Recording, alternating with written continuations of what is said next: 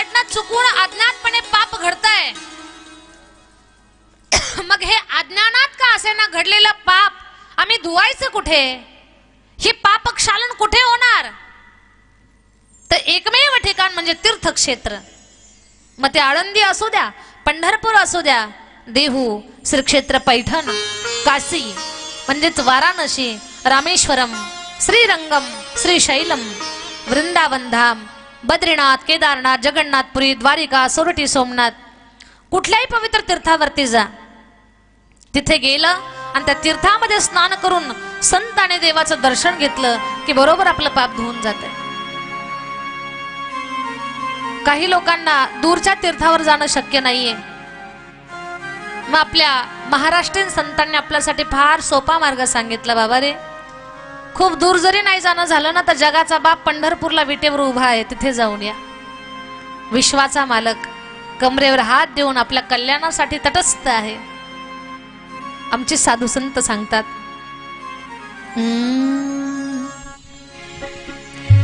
जन्मासी. आदरणीय आमचे रामेश्वर महाराजांनी खूप अंतकरणातून हे भजन गायलं.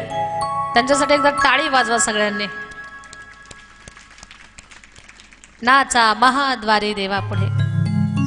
संतांनी सांगितलं तीर्थक्षेत्रावर जा. मग नारदजी आपल्याला शिकवण्यासाठी तीर्थक्षेत्रावर गेले. फिरू लागले. श्रीशैलम, रामेश्वरम, श्रीरंगम, कन्याकुमारी, मदुराई, अनेक तीर्थावरती गेले. अनेक तीर्थावरती, प्रयागराज. पण तीर्थावर गेल्यानंतर नारदजींच्या लक्षात आलं, अरे अपवित्राला पवित्र करणारी ही तीर्थ, पण या तीर्थावर जी लोक येत आहेत ना, किंवा तीर्थामध्ये राहणारी लोक, यांना स्वतःलाच या तीर्थाचं महत्व माहिती नाही आणि इथे येऊन पापकर्म करतात.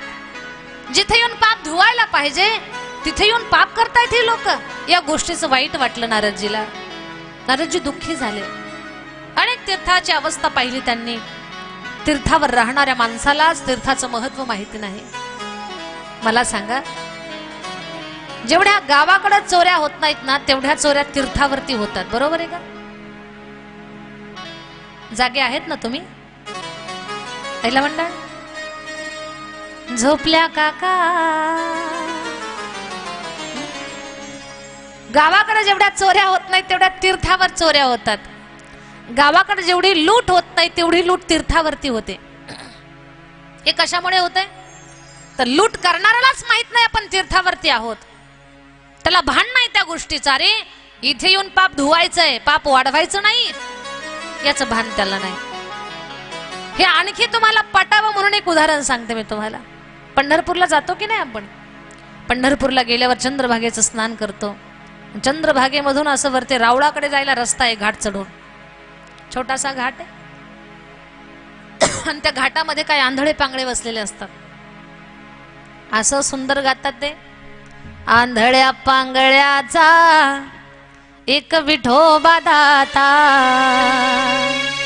दादा, आंधळ्याला रुपया द्या, आंधळ्याला पैसा द्या. कर्मानं दिन दुबळा झालो, आंधळा झालो, रुपया द्या. पोटाची आग शांत बसू देत नाही म्हणून दीन वाणीनं तुम्हाला मागतोय दादा.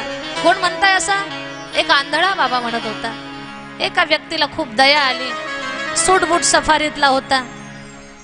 त्याचं अंतकरण दयेनं पाझरलं, खिशात हात घातला, 5 रुपयाचा ठोकळा काढला आणि त्याच्या कटोऱ्यात टाकला. पण हा जो आंधळा होता ना, हा म्हटला, बाबा ए दादा, 500 रुपयाचा जोडा तुझ्या पायात आहे, 5000चा ड्रेस तुझ्या अंगावर आहे, 25,000चा मोबाईल तुझ्या खिशामध्ये आहे आणि बिचाऱ्या आंधळ्याला 5 रुपये टाकतो. अरे आणखीन एक 5चा ठोकळा टाकला असता तर 10 रुपयात 2 वडापाव खाऊन आणखी 4 तास बसलो असतो मी इथे. हे कोण म्हणताय? आंधळ म्हणताय. दचकला 5 रुपये टाकणारा. आणि 5 रुपये टाकणारा म्हटला, बाबा तुम्ही तर आंधळे आहात ना, मग तुम्हाला 5चा ठोकळा, 500चा जोडा, 5000चा ड्रेस, 25,000चा मोबाईल तुम्हाला कसा दिसला माझा? आंधळा म्हणतो, मी डुप्लिकेट आंधळा आहे. म्हणजे डुप्लिकेट आंधळा? मग ओरिजिनल आंधळा कुठे? म्हणे ओरिजिनल आंधळा पिक्चर पाहायला गेलाय. याचा अर्थ काय? कोणीच आंधळ नाही, फक्त सोंग घेतलंय आंधळ्याचं. मग ह्याला पुण्य म्हणायचं का पाप म्हणायचं? ही फसवणूक आहे, हे पाप आहे दादा. याच गोष्टीचं वाईट वाटलं नारदजीला. तीर्थावर माणसानं सत्य बोलायला पाहिजे, तर तीर्थावर राहणारीच असत्य बोलतायत, फसवणूक करतायत लोकांची. आणि खोटं बोललेली लोक पाहिली, दुःखी झाले नारदजी. काही काही लोकांना तर खोटं बोला, किती बोलावं प्रमाणाच्या बाहेर खोटं बोलतात. एका गावात एका महाराजांचं कीर्तन झालं. कीर्तन झाल्यानंतर एक युवान महाराजांच्याकडे आला. म्हणतो, महाराज काय गोड कीर्तन सांगितलं, तुमचं कीर्तन ऐकून मन तृप्त झालं. असं वाटतंय की तुमच्या हातनं गळ्यामध्ये पवित्र तुळशीची माळ घालावी, तुमचं शिष्यत्व स्वीकारावं असं वाटतंय मला. महाराजांना आनंद वाटला, कारण तरुण मुलगा जर माळकरी व्हायला लागला तर कोणत्या महाराजाला आनंद होणार नाही. महाराजांना चांगलं वाटलं. महाराज म्हटले, बाळा आनंद आहे की तू माळकरी होतोय, आता माळ घालतोय गळ्यामध्ये, पण माळ घालण्याच्या अगोदर 4-2 प्रश्नाची उत्तर दे. म्हणे विचारा प्रश्न.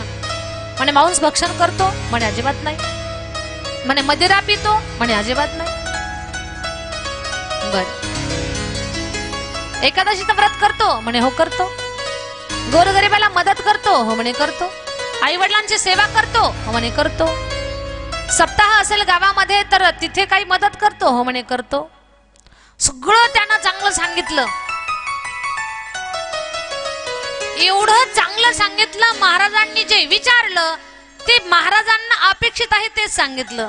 महाराज म्हटले, एवढे चांगले गुण आहेत तुझ्यामध्ये, तू एकादशी करतो, तीर्थक्षेत्रावर जातो, साधू संतांची सेवा करतो, देवळात जाऊन पूजा करतो, आई वडिलांचं दर्शन घेतो, सकाळी उठून नामस्मरण करतो, मांस भक्षण करत नाही, मदिरा प्राशन करत नाही, सगळे चांगले गुण. एक तरी तुझ्यात दोष असेल, काहीतरी एखादा तरी दोष सांग की ज्याला मी निर्बंध घालतो, माळ टाकतो तुझ्या गळ्यात.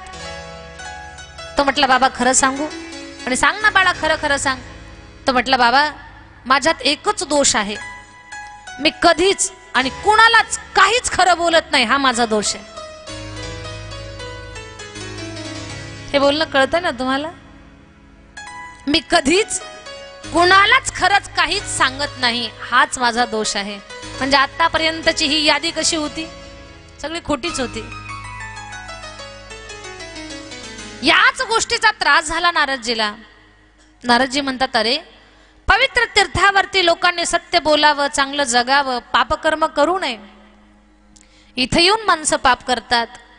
दुःखी झालेले नारदजी उतरलेला चेहरा घेऊन आता शेवटचं वृंदावन धाम मध्ये जावं, यमुना मैयामध्ये स्नान करावं, बाकी बिहारीचं दर्शन घ्यावं आणि निघावं आपण आपल्या त्रैलोक्याच्या भ्रमंतीला, या उद्देशानं यमुनेच्या तटावरनं निघाले. यमुनेच्या काठावरून जात असताना नारदजीनं पाहिलंय एक सुंदर स्त्री, अतिशय देखणी, रडत असलेली त्यांना दिसली. तिच्या दोन्ही डोळ्यातून अश्रुधारा घळघळ वाहतात. ती एवढी सुंदर होती. सुंदर तिची नासिका, काळेभोर केस असे सुटलेले, सुंदर मखमली वस्त्र तिच्या अंगावरती आहे, तेजस्वी तिचे अंग कांती आहे, पाणीदार डोळे आहेत, भुवया आणि नासिक म्हणजे धनुष्याला जोडलेला बाणच आहे, नक्षत्रासारखे दिसते. एवढी सुंदर सोज्वळ कोमल आहे ती. पण तिच्या मांडीवरती 2 वृद्ध झोपलेले आहेत आणि त्यांच्या डोक्यावरून हात फिरवत ती रडत होती. अनेक सुंदर स्त्रिया तिला वारा घालण्याचं काम करत होत्या. हे चित्र पाहिलं नारदजीनं आणि हे पाहिल्यानंतर नारदजी तसेच पाहत पुढे निघाले. नारदजी सरळ तिला पाहून पुढे निघाले. त्या स्त्रीचं लक्ष गेलं नारदजीकडे आणि नारदजीला म्हणते, महात्मा रुक जाओ, ओ महात्मा मेरी बात सुनो. नारदजी वळून पाहतात. विचारलं, देवी कोण हो आप? ती देवी सांगते. ती अगोदर म्हणते नारदजीला, भो भो साधो क्षणं तिष्ठं मच्चिंतामपि नाशय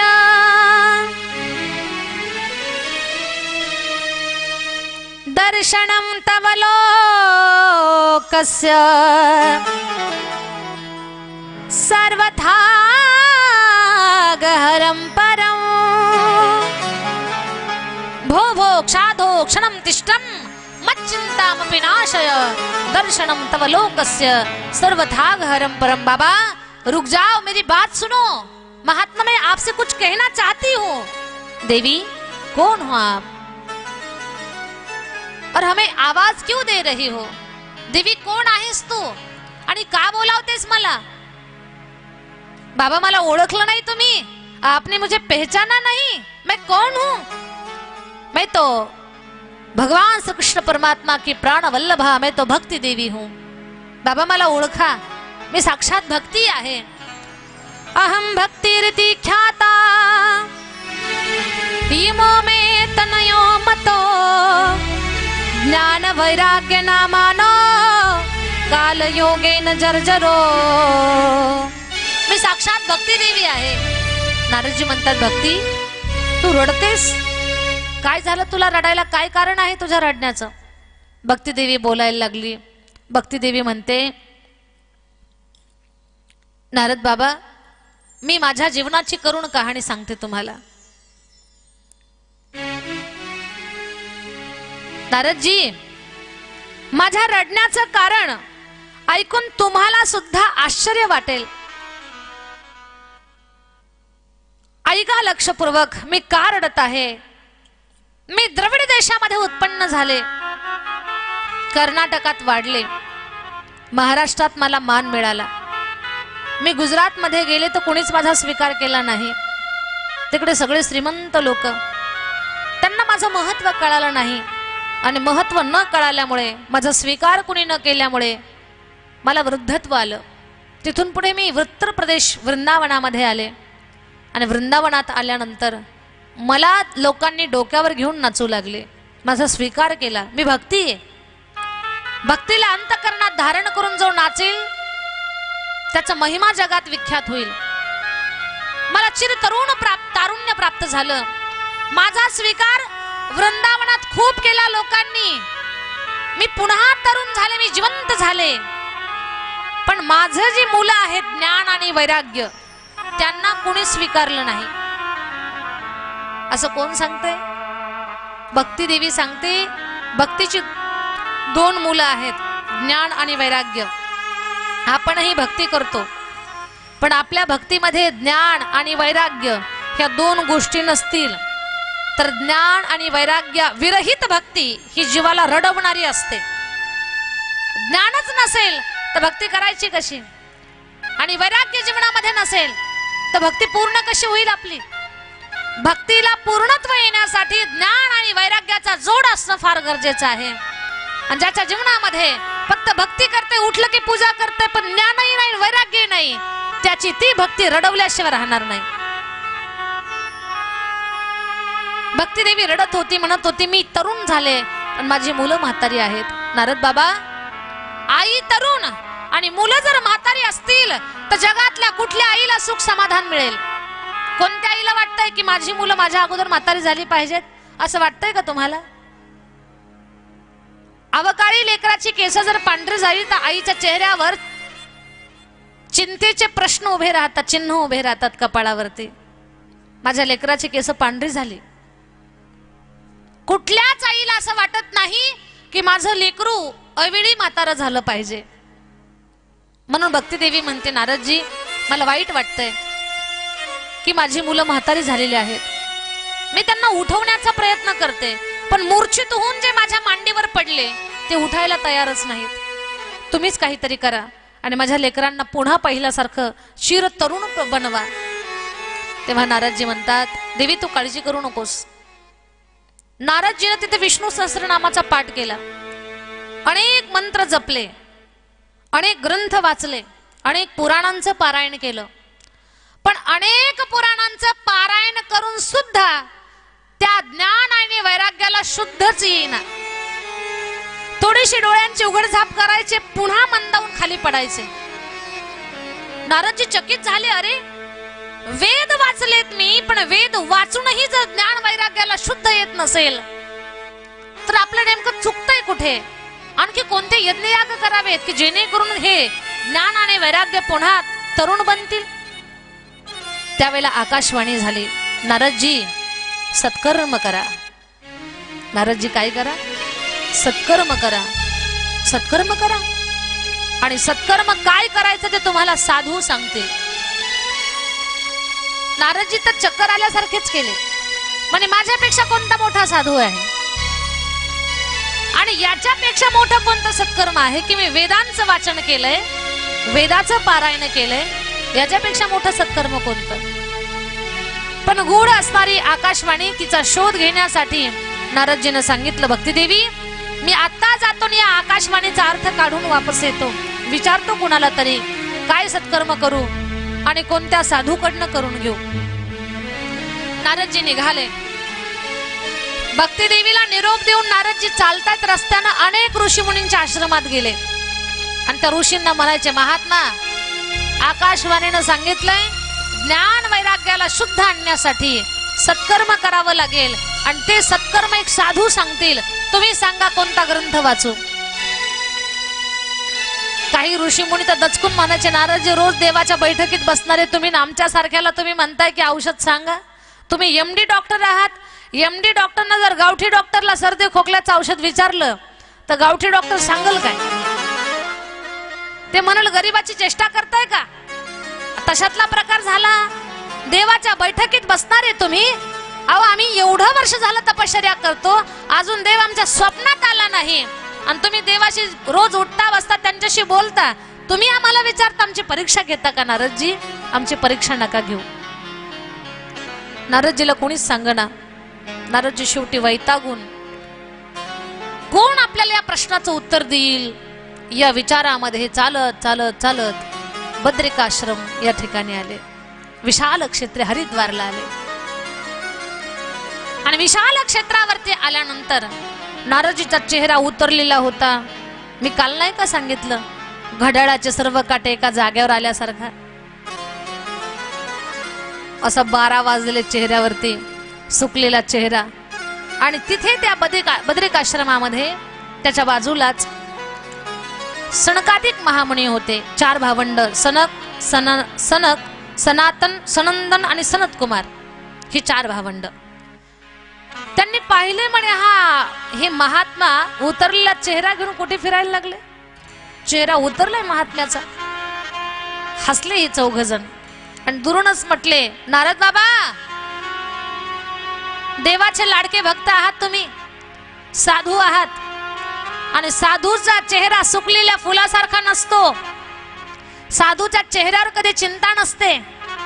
साधूचा चेहऱ्यामध्ये सदा उमललेल्या कळीप्रमाणे असतो, उमललेल्या फुलासारखा असतो. अरे चेहऱ्यावर 12 वाजावेत पण कुणाच्या? ज्यांच्या डोक्याला प्रपंचाचा ताण आहे त्यांना, ज्यांच्या पाठीमागे पत्नी आहे, मुलं आहेत, मुलीचं लग्न जुळवायचंय, आईचं गाऱ्हाणं आहे, वडिलांची किरकिरी आहे, भावकीचं भांडण आहे,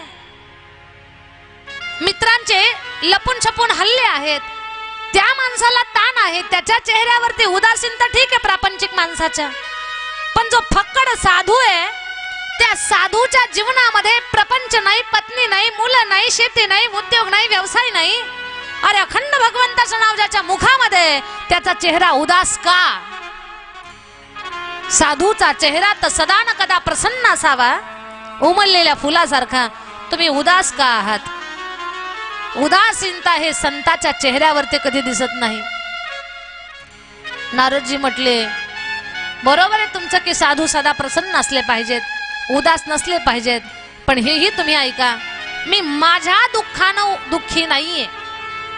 माझा चेहरा, मला वैयक्तिक काहीतरी दुःख आहे म्हणून मी दुःखी नाही.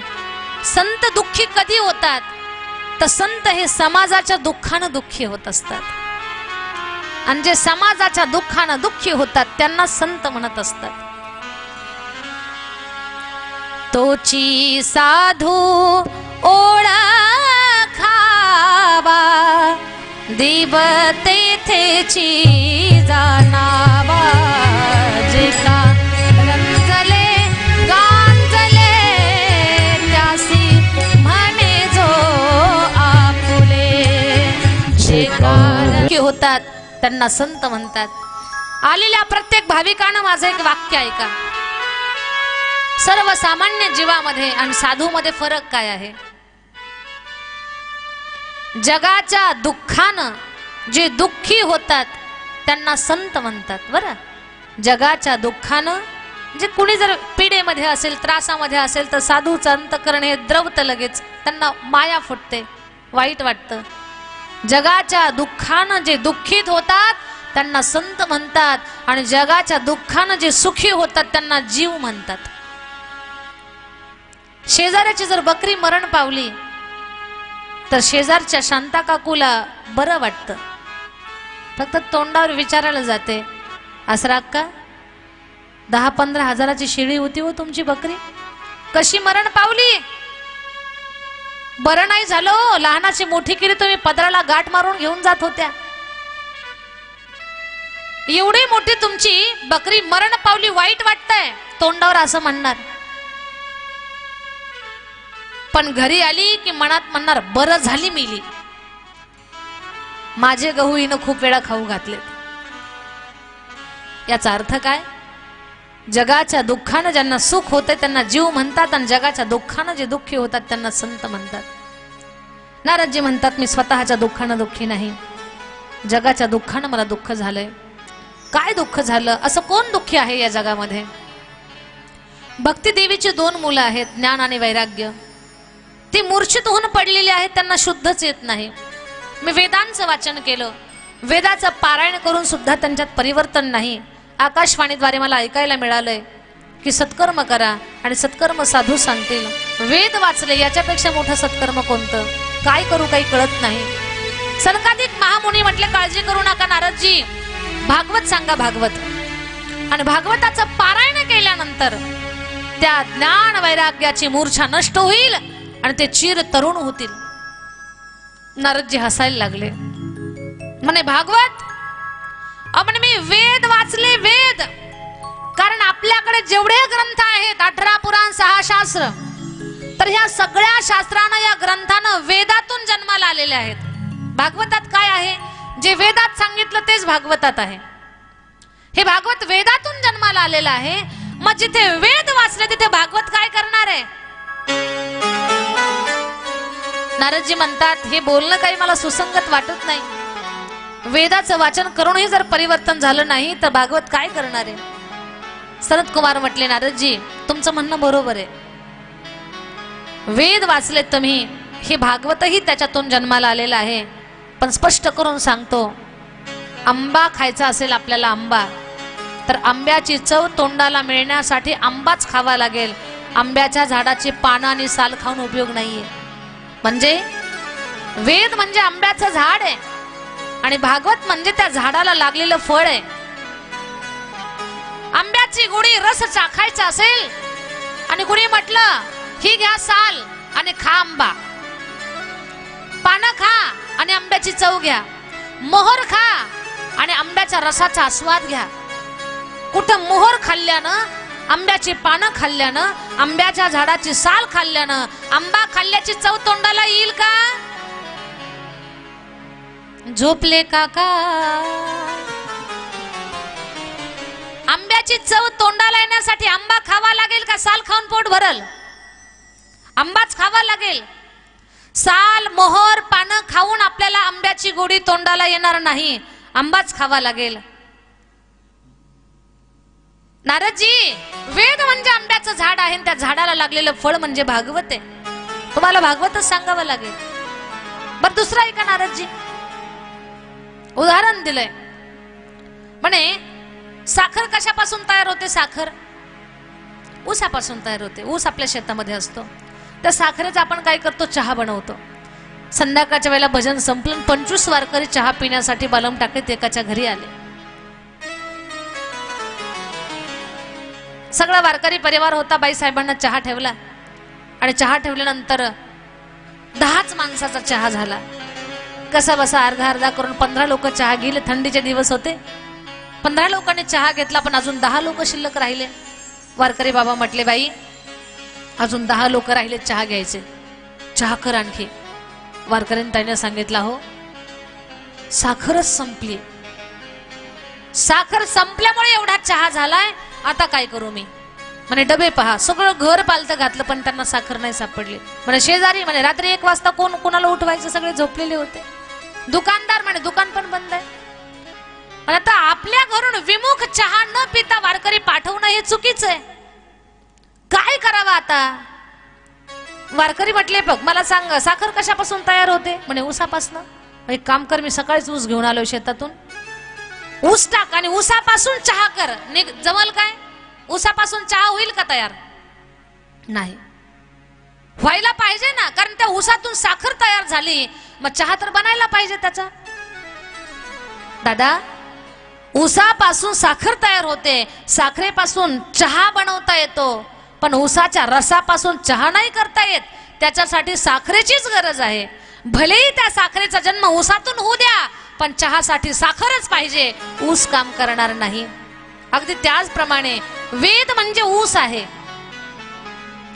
आणि या ऊसापासून बनलेली साखर म्हणजे भागवत आहे. भागवताचीच गरज. दुधापासून तूप तयार होतं, तुपात शुद्ध पुऱ्या बनवल्या जातात चांगल्या नरम जावयासाठी, वारकऱ्यासाठी नाही. जावयासाठी पुऱ्या तयार केल्या जातात. जावई जेवायला बसले आणि शुद्ध तुपातल्या पुऱ्या खमंग लागल्यामुळे जावयानं जरा जास्तच जेवण केलं. आणा आणा आणा आणा. कणिकही संपली, तूपही संपलं. पटकन सासूबाईनं कणिक तिंबली, पण पुऱ्या तळायला तूप कुठे? म्हणे तूप संपलं, आता काय करावं? पुऱ्या कशा करायच्या? पप्याचा बाप म्हटलाय बघ जावयाचं जेवण पूर्ण झालं नाही, पटकन पुऱ्या करते. म्हटली करते पण तूपच नाही. म्हणे तूप नाही, डालड्यात कर. नाही म्हणे ठसका लागल, कोरोनाचा काळ आहे, ठसका लागल, डालड्यामध्ये नको. म्हणे अगं हे तूप कशापासून तयार होतं? म्हणे दुधापासून. मग दुधात करते का पुऱ्या? आहे का बालम टाकत एखादी अशी सासू दुधात पुऱ्या करणारी? पुऱ्या करायच्या असतील तर त्याच्यासाठी तूपच पाहिजे, दुधात पुरी होणार नाही. भलेही त्याच दुधापासून तुपाचा जन्म झालेला आहे, पण त्याच्यासाठी तुपाचीच गरज आहे. दूध म्हणजे वेद आहे आणि तूप म्हणजे भागवत आहे. नारदजी, तुम्हाला भागवतच सांगावं लागेल, भागवतच ऐकावं लागेल. मग सनकादिक महामुनींनो, एवढा भागवताचा जर महिमा असेल तर तुम्हीच मला भागवत सांगा, जेणे कारणानं ज्ञान आणि वैराग्यानं शुद्ध येईल.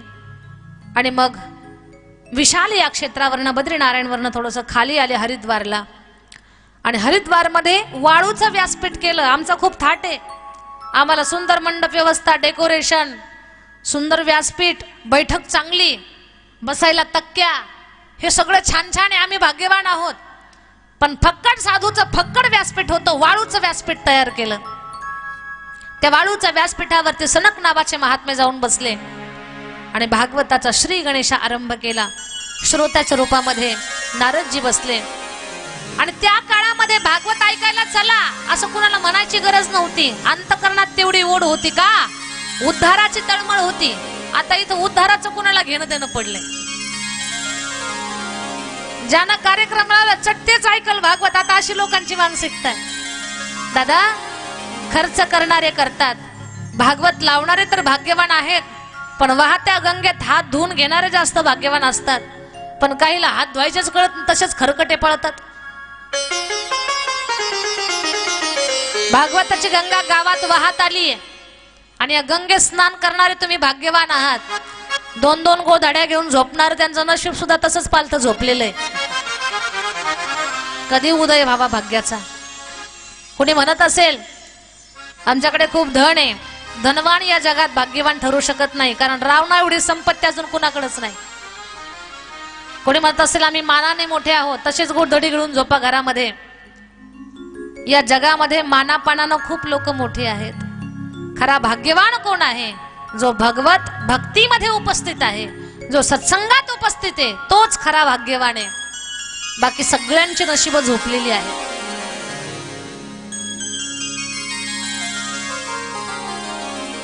सज्जनांनो, सनकादिक महामुनी भागवत सांगायला लागले. चला भागवताला असं म्हणायची गरज नव्हती. त्या हरिद्वारच्या गंगेमध्ये अशी संतांची गर्दी झाली, न बोलावता गच्च साधूच साधूची मांदियाळी जमा झाली आणि गंगेचा तट पूर्ण जिथपर्यंत आवाज जातो तिथपर्यंत गच्च गर्दी. भागवत ऐकायला साधू संतच उपस्थित होते, नवल नाही, वन्य पशु पक्षी सुद्धा तिथं भागवत ऐकायला आले. एवढा प्रभाव भागवताचा. आणि भागवत श्रवण करण्यासाठी सुंदर पद्धतीने सर्वांगाचे कान करून तिथे बसलेले भागवत श्रवण करतायत. भागवत कथा श्रवणाचा परिणाम असा झाला, जवळच असणारी यमुना, त्या यमुनेच्या तटावर असणारे ज्ञान आणि वैराग्य ते हळूहळू डोळे उघडायला लागले, हातांची हालचाल करू लागले, त्यांचे ओठ पुटपुटू लागले, शब्द बोलतायत. आणि शब्द बोलत असताना उठून उभे राहिले, नाचू लागले. भक्ती देवीला तर आनंद झाला. माझ्या ज्ञान वैराग्यामध्ये जे परिवर्तन झालेलं आहे ते भागवत कथेच्या श्रवणानं झालेलं आहे. नाचत नाचत नाचत हे तिघेही भक्ती, ज्ञान आणि वैराग्य त्याच हरिद्वारच्या गंगेमध्ये आले आणि सुंदर पद्धतीने भागवत कथा श्रवण करायला लागले. कथा पूर्ण श्रवण केली, आनंदाने नाचतात आणि ते आनंदाच्या लहरीमध्ये गाऊ लागले.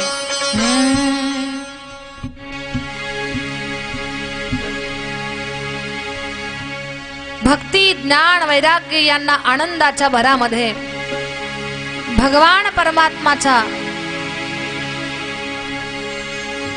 परमात्माचं गुणगान गाऊ लागले. ते म्हणतात, ब्रिज के नंद लाला श्री राधा जी के सावरिया,